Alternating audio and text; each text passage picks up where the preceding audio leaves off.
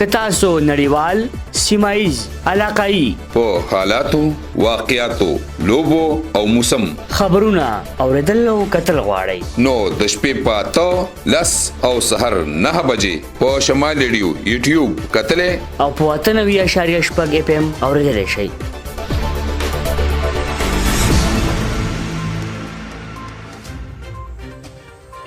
د مینوستو یو ځل بیا هرکلی د ضلع باجوړ علاقه ټوپ ماندل هغې شا سیمه کې د نامعلومو کسانو لخوا دوکانونه سوځېدلي. د دې پیښې پر مخې ته کېدو عوامو کې د غوسې لهر خور شوی دی. د ټوپ ماندل ځایي اوسېدونکو د داسې قسمه پیښو مخنیوي دپاره د ضلعي انتظامیه نه غوښتنه کړې ده. متاثره دوکانونو مالکانو هم ضلعي انتظامیه نه مطالبه کړې ده چې د دوکانونو مالکانو سره د مالی مرستې وکړلی شي ځکه چې هغوی د غریبو کورنو سره تعلق لري. په دا هکله جلال ماندل رپورټ جوړ کړی، راځئ چې وګورو. بسم الله الرحمن الرحیم. جی د شمال ریډیو کتونکو اوریدونکو جلال ماندل یم، علاقه ماندل هغې شا کلي کې موجود یم. د شپې 12 بجې وي واقعه مخې ته راغلې ده. واقعه دا وه چې یو 3 دوکانونه و د محمد نبي نومې کس او هغه ته نامعلومو کسانو اور ورته کلی و. په هغه د دوکانونو کې د ده خوار مختلفو قسم اوزارو هغه شوی او ډېر نقصان یې پکې شوی و. خو بهرحال هغه کې د کپړې یو دوکان چې په هغه کې د لکونو کپړه وه هغه لکه د استعمال نه وتې وه. بیا دې و جربایز سره به رابطه هم کړې وه، د شپې به وله راغلي. خو تاسو ته که پته د علاقه ماندل او هیډ کوارټر ښار دا په 2 کیلومتره فاصله کې تقریبا نه دي. خو بدقسمتي دا ده چې ماندل د ډیوې لاندې تیاره د وجه دا ده چې دلته د رولونو حال که زه درته ووایم اندارس کوالم دومره لیټ شوي وو چې په ګینټه کې را رسېدلي وو. نو چې هغوی هغه ټیم ته راتله نو هغه دوکانونه مکمل تباه شوي وو. بهرحال زموږ سره د دې دوکانونو مالک ولاړ دی، باقي خبرې د دوی سره کوو. السلام علیکم، خپله نامه راته ووایئ. وعلیکم السلام جلال بھائی، ستا ډېره شکریه ادا کوم. زما نوم محمد نبي دی. دا دغه شان کار وشو، دوکان د تره زوی مې راته رینګ وکړو چې دغه شان اور لګېدلی دی او ته جلد راوځه. چې زه راووتم دوکانونو ته چا اور ایښی و، خو په دې کې زما نه شک په چا شته، نه مې بل څه په چا شته، ځکه زما چا سره ورانه نشته، د چا سره مې څه د بل څه نشته دی، نه مې چا سره پټي بچه، نه مې ښه شته، نه مې بد شه. خو نامعلومه کسان راسره دغه شان ټوکه وکړه او زه تا ته هم دا سوال کوم چې یاره زما سره مخکې هم دا منډه وکړه او نور هم منډه وکړه، نور چې ستا څونه یاران دوستان دي چې هغه هم راسره منډه ترله وکړي. دا راته ووایي چې د شپې څه ټیم و دې دوکانونو ته چې دا اور ورته دا تقریبا 10 منټه کم 12 بجې به موږ رهیږو. 10 منټه کم 12 بجې. تاسو له چې مخکې رابطه مرسکو والا ته وکړه هغه ټیم تاسو له څه ټیم دلته راورسېد؟ ټیم موږ تقریبا 2 بجې راورسېد. 2 بجې راورسېد. 2 بجې راورسېد. نو دا هغه راتلو سره خو به ستاسو لکه کم سامان چې هغه خو به مکمل تباه شوی و. هغه هر څه ختم شوي. هغه ته خو ما تقریبا 10 منټه کم په 12 بجې ډایرکټ کال وکړو چې یاره ته فورا دا جلدي وکړه، چرڅې ماله راشه زما سره د ورانده دغه وکړه، امداد وکړه، ماله راشه دلته. هغې د پاسه ماله راورسېد 2 بجې ماله راورسېد. زه هغو راسه خپل محنت وکړو، د هغو هم زه شکریه ادا کوم چې هغه ښار نه ماله روان شو او دلته رال زه شکریه ادا کوم. ستا هم جلال بھائی شکریه ادا کوم، ستا ټول ټیم زه شکریه ادا کوم چې ته ماله د هغه ځای نه راغلې او دلته زما د غریبۍ همدردي دې وکړله، دې زه ستا غټه غټه شکریه ادا کوم. دا راته ووایي چې سرکاري کسان لکه څوک د غمرازۍ له راغلي وو که نه؟ د کلي زه خو ناست وم، د کلي خلک خو ډېر غمرازۍ له راغلي، خو د سرکار د اړخه نور څوک داسې راغلي وو غمرازۍ له؟ سرکار د اړخه یو سچو راغلی و، هغه دلته راغلی، هغه یې پایار ولیکو چې تا لکه په چا باندې شک دی، چا باندې دغه دی. ما چې یاره زما خو په چا باندې شک نشته، په هېڅ چا مې شک نشته ځکه چې زما چا څه بد نشته دی. د هغې دپاسه مې رپورټ په دغه شان ولیکو، ما یې پایار مې داسې ولیکو چې ورو زما شک په چا نشته، تاسو لاله دا دغه وکړه، کوشش لاله وکړه چې یاره دا مودۍ تاسو ماله را پیدا کړئ. په تا باندې خو غټه یو تنازع راغلې وه، مطلب دا چې تا به MNA لکه دیو ته د کال مال رابطه یا نور څه دغه کلی او د مرستې دپاره چې زما سره مرسته وکړی شي. دی ماله هېڅوک هم نه دي راغلي، زه په دې ځای کې هم هېڅوک هم نه دي راغلي، نه زما چا ته تپوس کړی، نه مې ښه کلي، نه مې بد کلي. په دې ځای کې یم، دغه دنیا مخلوق مله روان دی. الله دې ټولو څه ښه وکړي، زه به چا څه وکړم او الله دې ټول مخلوق څه ښه وکړي ځکه چې دنیا مخلوق دی، قسم قسم خلک دی چې دا خپله زه چې ته ورغلی یم نو هغه زما خوا تپوس را روان شوي، دا یې زه شکریه ادا کوم دې ټولو. دا راته ووایه چې 3 دوکانونه دې ته چې اور لګېدلی دې 2 لکه مکمل تباه شوي دي. یو ته خو اور چې ور اوښتی دی، یو لکه بد 2 لکه مکمل تباه شوي دي که نه. دې کې صرف بیلې میلې بندوبست نشته دی، دا صرف دقه شان دي، لکه نه پکې بیلې شته، نه پکې بیټرۍ میټرۍ شته، هېڅ هم پکې نشته. نه د بیلې نه لګېدلی، نه بل څه تالې ماتې کړي، تالې دغلته ورته سیټ یې خوستي، څېرې ورته دغه اچوي، بوټ اچوي، صحیح ده. او دا دکان هم تباه شوی دی مکمل تقریبا دا زما شوی دی د 55 لاک روپو نقصان زما لکه شوی دا بل پر موږ بیل شوي استو او زموږ د بیلتون خبره بیلتون کې موږ دې کشر وړوکي ته څه شو دغه خواته دی ولاړ دی که نه موږ ده ته او بل کشر ته دې دواړو ته هم دا پرېښود چې یاره دا ستاسو د دواړو حصه شوه او د مور حصه شوه نور لکه موږ ځان له ما خپل ګاډه اخیستې او بل ځان له خپل ګاډه اخیستې او دا بیلتانه کې د هغو رسېدلي مطلب دا تاسو د کشر ورور ته پرېښو او لکه خلکو داسې یو ظلم وکړو خپلې مور ته تاسو پرېښو چې مور دا ستا حصه شوه دا 55 لک روپو کم کاروبار چې دا ستاسو حصه شوه او نامعلومه کسان راله او داسې ظلم یې ستاسو سره وکړو چې ستاسو د والدې کم دا کشر ورور د هغه حق یې ستاسو نه وسېزلی بس دغه به اوس موږ څه وو دغه پاک پروردګار دې لاله تباه او برباد کړي موږ به څه وو که نه ځکه چې موږ ته مدعي نه دی معلوم موږ د شپې را روانه یو خو راولګېږي موږ ترې قار کېږي موږ د شپې وله د ورځې مه وله د شپې هم وله تباه او برباد هم خیر پروا نشته خو موږ مړه شو پروا نشته خو ته رالګې د ماشومانو حصه لکه تباه او برباد کړې که نه هغه ماشومان دي دا راته ووایي چې شمال ریډیو داسې یو ریډیو دی چې هر ځای ته ځان رسوي په چا چې څه غم راشي نن چې ستاسو مانې څنګ غم دی موږ ستاسو څنګ په څنګ شمال ریډیو ولاړ دی نو دې ته ته په څه نظر ګورې زه ستاسو شکریه ادا کوم ستاسو هر انداز ته زه ګورم ستاسو هر انداز ته مله د هغه ځای نه روان شوی او رالې زما د غریب سړي تپوس دې وکړو دا ماته داسې کارېږي که دا پاس اسمان ډیره مننه شکریه السلام علیکم څنګه چې تاسو د دې دکاندار د مالک محمد نبي خبرې واورېدې دوی ویله چې زما د 55 لکو روپو نقصان شوی دی تېره شپه چې تاسو ته پته ده دا علاقه چې کومه ده د هغې شه دا د یو غره په لمن کې دا علاقه پرته ده دا د بیچو سره ټچ ده کوم چې د سینټر دی د بیچو هسپتال د هغه سره ټچ د 3 دوکانونه او هغو ته نامعلومو کسانو وریښې او د اور د لاسه تقریبا د 55 لکه روپۍ نقصان وشو دوی ویل په خپلو خبرو کې چې ما چې دا 55 لکه روپۍ چې کمې وې کشر ورور مې و او مور مې و چې موږ کله بیلتون وکړو ما وویل چې یاره کشر ورور او مور ته مې چې دا د 55 لکو روپو کاروبار چې کم دی دا ستاسو شو خو هغه کې ظالمان راولګېده او د کم د مور حق او د کم د کشر ورور حق چې و هغې ته لکه خاورو ته زه به ووایم چې وسپاره ویې ته سېزو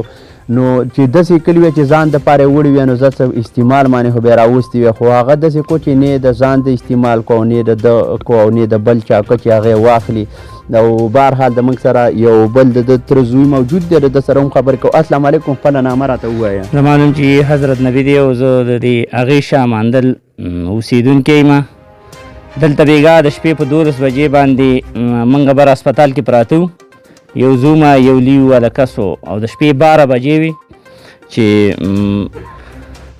ناګانه ټق وشو چې زه بار ته راووتلم ما خو د شپې شپېلي م وواله او د هغې نه بعد هغه ته ما وویل چې ته پاڅېږه پلانکي صاحبزاده نامې ده ته پاڅېږه او لکه څه مسله ده هغه چې راپاڅېدو ما محمد نبي ته ټلیفون وکړو محمد نبي ته مې وویل چېرې محمد نبي د دې اصلا نه را کور کې ګاډي ولاړ دي دا اټسن او موټرې دي ته دې کور ته راواوړه په دې کور کې څه ګړب ګړوب دی هغه چې محمد نبي راپاڅېده نو په دې ټیم کې چې ما دې طرف ته وکتل دوکانونو طرف ته نو د دې نه لمبې ختلې چې لمبې ترې ختلې یاره بس ما پرې ناګانه ډزې مې وکړلې او د هغې نه بعد بیا مې دې ته ټلیفون وکړو چې دوکانونه اور اخیستی دی دا د هغه طرفه د کور نه رامنډه کړه ما ورله دلته راووته خو ما به دې روانه کې لکه 1122 میلاو کړو ډارېکه او ما ورته ویل پلانکي ځای نه خبرې کومه نو زه هغوی ما له ښه ریسپانس راکړو الله دې د هغوی هم قدر وکړي او هغوی ما ته وویل چې یاره دا دې درلو نو هغوی ته په لاره کې خامخا مشکلات دي ځکه چې څنګه جلال بایي په اوله کې وویل چې یاره لکه زمونږ د ډیوې د لاندې تیاره ده زمونږ د دې روډونو هم دا مسله ده بله دا بوټي ولاړ دي یوه ګاډی ډېر زیات غټو 10,000 لیټر ګاډی و نو هغه په دې لارو کې دغه شو نو هغوی راورسېده په هغه اور باندې قابو بیا نیستله نو موږ انشاءالله د بلا احکامو نه د ډي سي صاحب نه د ای سی صاحب نه او د ایم این اے صاحب نه د مالی تعاون اپیل کوو چې یاره دی زموږ سره په دې کې مالی تعاون کوي کو هغوی د اف ډي ای والا دي او که هغوی نورې محکمې دي نو هغوی د زموږ سره دغه وکړي ځکه چې تاوان ډېر زیات شوی دی د 55 لاک روپو پورې شوی دی دا خو لکه زه ته یقیني خبره کومه چې په دې 2-3 کې کله چې د دې کشر ورور سید نواب د سعودي نه راغلی نو هغه ډېر زیات سامان دي دوکانونو له راوړی لکه یو سینډل پکې د 1000 روپو 1500 روپو یو سینډل و د زنانه او دلته نور څوک خو نه راتله خو د دې کلي دا کم خلک چې وو د بازار ته د هغوی رسد به ګران او دلته خلک ټول په بار ملکونو کې دي نو زموږ ټولې خویندې میندې به دلته راتللې څو داسې دغه خلک نه دی راغلی چېرې زموږ خواله لکه بازاري علاقه ده او بس خلک په لارو باندې ځي او بس سوداګان له راستنېږي خو به د دې کلي دا زنانه به راتللې وو زموږ د ورکوټې وراره فضل نامې ده دا به پکې ناست و نو دې خلکو له بیا هغه د پېښور نه به جس کله سودا راوړه کله به یې د ښار بازار نه راوړله او دغه رنګې بس الله دې ورته هدایت وکړي ځکه چې دا امن ته تیلې وهل دي ځکه چې څومره وخت شوی دی 2008 نه په دې د 2000 نه په ماندلو کې هغه ډز ختم شوی دی ګنې زموږ د علاقه ډېره زیاته انتهایي بیکوړ علاقه وه دلته به ډزې وي لکه یو سړی به کراچۍ ته راړی هغه به دغه روپۍ به یې وګټلې بره غره ته به وخوته و په دې تشو دیوالونو به یې دغه کولې خلک ماشاءالله سعودي ته لاړې خلک ښه شو نن سبا خلک په کمپیټیشن باندې ورغلی په مقابله باندې ورغلی دی یو ګاډی واخلي هغه بل وایي یاره چې ما مخیستی دی بل وایي یاره ما پخه قلا جوړه کړه نو چې هغه دا بل هم وایي یاره ما هم پخه قلا جوړه کړې وې نو زما دې ټولو ورونو ته عاجزانه اپیل دی چې امن ته تاسو کڼ کې مه ووئ هغه پخوانی جهالت د ځانه وباسئ تاسو ماشاءالله بهر ملکونو ته لاړئ څوک امریکې ته لاړه څوک ایټلي ته لاړه څوک سعودي کې ماشاءالله زموږ ډېر زیات خلک په سعودي باندې دی نو مهرباني وکئ کو کم تاسو دا دغه کوئ دا د شپې ډیکتین مثال خبره پردو ځایونو ته ورونه ږدئ نو دا خو ښکاره خبره دا ده چې زه هم د دې ماندلو یم او تاسو هم د دې ماندلو یاستئ زمونږ فرق څه دی یو بل نشته دی او موږ هم پښتانه یو تاسو هم پښتانه یاستئ او نه پنجابیان دلته شته دی نو مهرباني دا وکئ زما د دې ټول قوم نه دا فیل دی چې امن ته کڼ کېموئ کو هر یو کو په دې کې کو د یو سړي په تعصب په ذریعه باندې شي که نه نو خدای پاک مثال خبره ده چې څه راکړي دي نو الله پاک به د مشرانو دعاګانې به وي موږ کې د هغې ځای نه و او دا د مشرانو دعاګانې دي ډېره مننه دا ماشوم زموږ سره موجود دی د سره هم خبرې کوو السلام علیکم خپل نوم راته ووایه رمضان نوم مې دی رمضانه او دا ستاسو دوکانونه رمضانه دا چې وسوځېده نو ته پرې خفه وي او دې کې څه څه لږ راته ووایه دې کې جامې او څه ووایه چپړ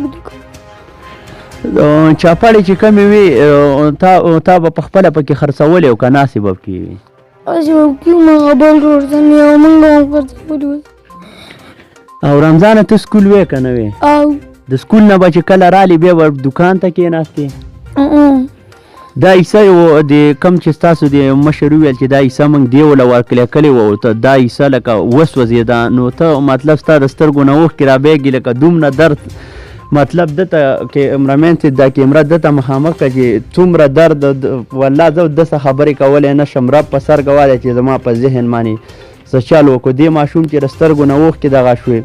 دلته چې کم کسان دي هغه یې ورسره هم په جاړه کړل بهرحال د دې ماشوم سره زما نورې زړه خبرې کول نه غواړي دا هغه ماشوم و چې د پس د سکول نه رالی او دلته به په دې دوکان کې ډیوټي کوله او سره نن چې دا ماشوم جاړي نو لکه زه وایم چې ټول قوم جاړي دلته چې خوا کې اوسه کم کسان د کیمرې په شا باندې ولاړ دي رب په سر ګواریا چې هغه هم به تر سترګو نه اوښکې راتوی شو دا ماشوم چې څنګه نن جاړي زه دغه ایمینیز او دغه انتظامیې ته ویم چې زه درته دا ریکویسټ کوم دا به چېرې ته نن جاړي چې دسه ظلم شوی دی او دله بیرته بدله ورکوي دله دا کاروبار بیرته واپس روان کوي ځکه چې منم چې ستاسو به هم پې دغه کېږي خو ستاسو پې دومره څه نه د ماشوم لکه دا کاروبار روان کړی شو د ماشوم دا اوښکې به بیرته وچې شي که نینوی دوه ماشوم به دغه رنګ دي دا به یو یتیم پاتې شي ځکه چې د خپله حصه وه هغه وسوه او نن سبا خو تاسو ته پته ده چې د چا وایي چې بېکوره مه شي مطلب دا ماشوم زه درته ووایم چې بېکوره شو د چې کم کپړې وي او کم پیزار ده به پکې 2-3 روپۍ ګټلې هغه هم ظالمانو هغه وسېزو خو بهرحال انتظامیې ته زه بار بار دا ریکویسټ کوم دا ورته سوال کوم چې د دې ماشوم باندې په دې باندې لږ رحم وکئ د کیمرامین جعفر محمد خیل سره جلال ماندل شمال ریډیو وسلام د ضلع باجوړ تحصیلي مامون سیمه مختلف مسلې لري عوام د خپلو مسلو د حل غوښتنه کوي په دا هکله د شمال ریډیو خبریال سیل تنها ریپورټ جوړ کړی راځئ چې وګورو کتونکو یو ځل بیا هرکلی او همیشه په شان نن موږ یو ځل بیا د ضلع باجوړ ډېره دورابطه ده 2 تحصیلونه لوی مامون واړه مامون د دغه ولس په مسلو باندې به خبرې کوو ځکه چې دغلته ډېرې زیاتې ستونزې دي چې حل طلب دي او کله موږ ته ټلیفون راشي یا خبره راشي نو هغه دغه ګیلې کوي چېرې تاسو زموږ اواز نه اوچتوئ نو موږ ته چې کله هم MNA میلاویږي یا دغلته قومي مشر میلاویږي یا موږ ته انتظامي مشر د دغه علاقې چې څوک انچارج وي نو موږ ورسره خبرې کوو تر اوسه پورې داسې مسلې چې هغه حل طلب دي او حل کېدو طرف ته چا پام نشته. سره ډاکټر خلیل الرحمن صاحب څوک چې د پاکستان تحریک انصاف ضلع باجوړ صدر هم دی او ډېر فعال ورکر دی. ډېره مننه کوو چې موږ ته ټایم راکړو کتونکو او سپیشلی د مامون د چې کوم کتونکي دي هغوی ته وایو چې د ده له خولې نه به اورو چې هلته مسلې څه دي او د حل دپاره دې څونه پر امید دی چې حل به شي. السلام علیکم. وعلیکم السلام. ډېره مهرباني ډېره شکریه. څنګه چې ما په خپلو خبرو کې ذکر وکړو چې شمال ریډیو همیشه د لرې پرتو علاقو د خلکو هغه کوریج کوي یا رپورټینګ کوي په دغه خاطر باندې چې لرې پرتې علاقې هغه ډېرې د مسلو ښکار دي. څه به وایي د خپل واړه مامون او ورکوټي مامون حوالې سره؟ شمال راډیو په موجوده وخت کې یا د دې نه مخکې چې په کوم شي باندې کار کوي نو هغه هم د عوامو مسایل پورته کول دي او هغه خلکو ته رسول دي چې څوک د اقتدار خاوندانان دي چې یاره د عوامو د ستونزې حل شي. مین مقصد یې دغه دی. هم په دغه تناظر کې نن زما سم ولاړ دي. نو په موجوده وخت کې چونکې فاټا په KPK کې ضم شوې ده او دلته د 2 کالو مسایل چې دي دا جمع شوي دي. دلته د ایجوکیشن هغه سیستم نه دی کم سیستم چې په پېښور کې دی یا په اسلام آباد کې دی. دلته د بجلی صورتحال چې دی دا هغه نه دی کم چې په پېښور کې دی یا په مردان کې دی. دلته ډېر زیات بدترین حالات دي. د اپریشن په دوران کې دلته د بجلی چې کم لاینونه متاثره شوي وو تر اوسه پورې د 2008 نه والا د دې وخته پورې ډېر کلي داسې شته چې هغو ته بجلی نشته دی. بجلی چونکې د ټول ملک مسله ده او خاص کر په باجوړ کې زمونږ د ګریډ افتتام وشوله بار وشوله هغې کې د پیډرو مسله ده. د څه پیډرو مسلې حل شوي دي څه پیډرې پاتې دي. انشاءالله موږ پر امید یو چې په دغه کمو وسایلو کې به انشاءالله د عوامو مسلې په ترجیحي بنیادونو باندې حل کوو. او که ته وګورې نو که ته موازنه وکړې د تیر حکومتونو یا د موجوده حکومت نو ټیک ده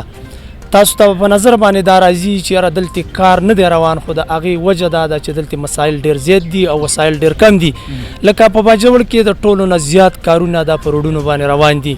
او انشاءالله موږ امید لرو چې دا 15 کاله پوره کیږي نو په باجوړ کې به ډېره زیاته تبدیلي راغلي. د هغې دپاره ستا اواز او زما اواز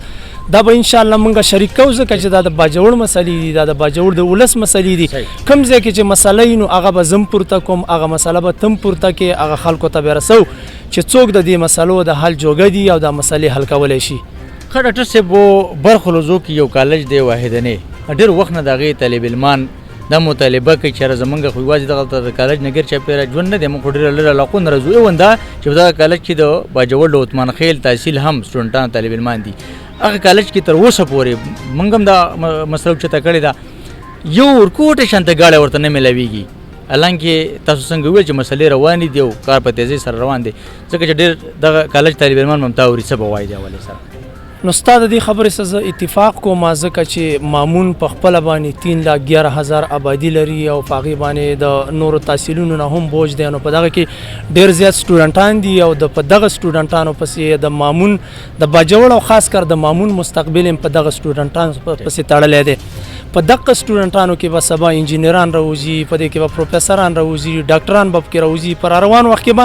زمونږ د قوم خدمت کوي. نو کو د هغو په تربیت کې تر اوسه پورې څه کمی د هغې تربیت په صحیح توګه باندې نه شوی هغې ته هغه فیسیلیټي او سهولتونه نه میلاو شوي نو پکار ده چې هغو ته میلاو شي. لکه د ترانسپورټ مسله واقعي چې په دغه کالج کې تر اوسه پورې موجود ده او دا نه ده حل شوي.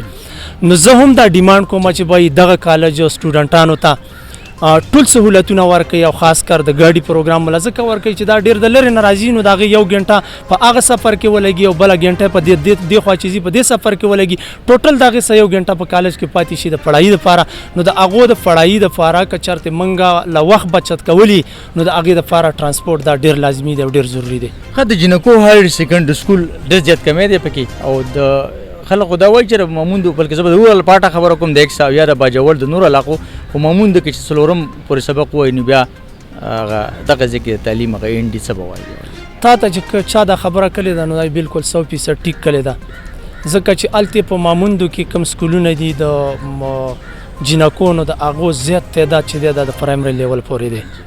بیا د پرایمري پورې چې هغوی تعلیم حاصل کړي نو هغو ته په خوا شا کې نږدې سکول نشته دی، کالج ورته نشته دی چې هغوی بیا هلته لاړ شي او خپل تعلیم مزید جاري وساتي. نو په دغه وجه باندې د هغو تعلیم پاتې شي او د تعلیم نه چې هغوی پاتې شي نو بیا په روان وخت کې هم هغه خلک په معاشره باندې بوج جوړېږي.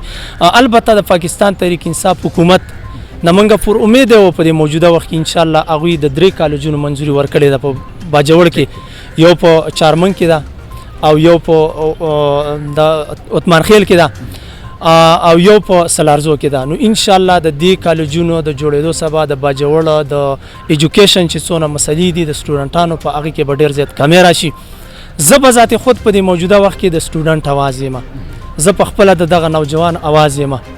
کم مشکلات چې دغه سټوډنټ ته دي او کم مشکلات دغه نوجوان ته دي نو دغه مشکلات ماته هم دي. ان شاء الله د دغه سبا منګه په هر ډګر باندې به د دغه لپاره اواز پورته کوو، د دې مسایل به په ترجیحي بنیادونو باندې حل کوو. ډېره زیاته مننه ډاکټر صاحب. شمال ریډیو څنګه چې موږ په شروع کې ذکر وکړو همیشه کوشش دا دی چې بس د خلکو مسلې دی کمې کړی شي او وارد کړی شي. یو اخرنۍ پوښتنه کوم په ضلع باجوړ کې ډېر ځوانان داسې دي په دې کرنټ ټایم کې چې هغو سره ډیګري نه دي او ډېر زیات بېروزګاري ده. څه خدای چې کله د ټیسټ او انټرویو سنټري نو هغه په دغه ښارونو کې یو ټول لیبر دی، مزدوران دي. یو خو دا د ځوانانو چې موږ ته زموږ سره دلته ښایسته بلډینګونه شته، موږ سره سهولتونه شته چې زموږ ټیسټ او انټرویو نو باید چې زموږ په خپل ډسټرکټ کې دي وي، یا د هغه افیسر چې 10 کسان به وي د ټیسټ انټرویو اخیستو لپاره هغه دې راشي، او یا داسې چې زموږ بزرګونو ځوانان ځي نو د هغوی نه په ګاډو کې هغه کرایي دغه شانته بیا خوراک بیا شپه دا یو ډېره غټه ایشو روانه ده. تاسو دې حوالې سره سوچ کړی دی؟ زه به ذات خود دا غواړم چې به د باجوړ نوجوان د باجوړ سټوډنټ تعلیم یافته کس هغه د ضلالت نه بچ شي او هغه به په هغه صورت کې د ضلالت نه بچ کیږي چې دلته که په هر یو محکمه کې انټرویو ده، که هغه په هیلث کې ده، که هغه په ایجوکیشن کې ده، که هغه په بل یو مت کې ده چې کم ټیسټ انټرویو کیږي نو ضلع باجوړ په موجوده وخت کې 11 لک د هغې آبادي ده، خو 11 لک نه بلکې د 18 لک آبادي ده. نو کو چرته د دې باجوړ د نوجوان ټیسټ لپاره سوات ته ځي یا اسلام آباد ته ځي یا پېښور ته ځي نو د هغې به ټیم هم خرابېږي او د هغې به وسایل هم لګي. نو بجای د دې چې هلته انټرویو ته غواړي خو یو 2 کسان دي دلته د باجوړ ته راولېږي که نه، دلته سنټر شته دی، دلته بلډینګ شته دی، نو دا بالکل د باجوړو حق دی او دا دغه نوجوانانو حق دی چې هغو لپاره د انټرویو ټیسټ چې کومې سنټرې دي چې هغه په باجوړ کې کولاو شي. مننه جی. نو شمال ریډیو همیشه کوشش کړی دی د عوامو مسلې راوړي دي انتظامیت ته، سیاسي خلکو ته، یا دا شانته د ستاسو پیغام چې که ما هم پیغام د ولس په نوم باندې هغه ولس ته رسولی دی څه به وایي؟ د شمال راډیو خو زه ډېر زیات مشکور یم. شمال راډیو چې تر اوسه پورې کم مسایل پورته کړي دي نو دا د هغې ذاتي مسایل نه بلکې د باجوړ د ولس مسایل. زه به دا ووایم چې شمال راډیو په دې موجوده وخت کې د باجوړ د ولس ژبه ده او دا د باجوړ د ولس اواز هغه ټولې دنیا ته رسوي، لکه زما په شانتي یو ناچیز اواز هم مخکې وړي. نو د دې لپاره زه د شمال راډیو د ټیم ډېر زیات مشکور یم چې هغه همیشه د عوامو لپاره کار کړی دی. تھینک یو، ډېره مهرباني، ډېره شکر.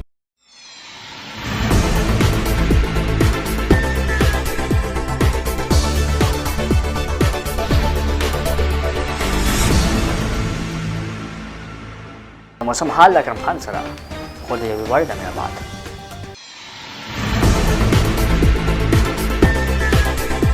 که تاسو نړیوال، سیمایز، علاقايي په حالاتو، واقعاتو، لوبو او موسم خبرونه اوریدل او کتل غواړئ نو د شپې په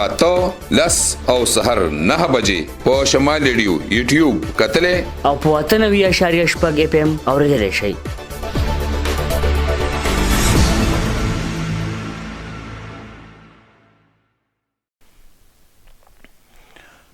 یو ځل بیا هر کله اوس د موسم په حال یو نظر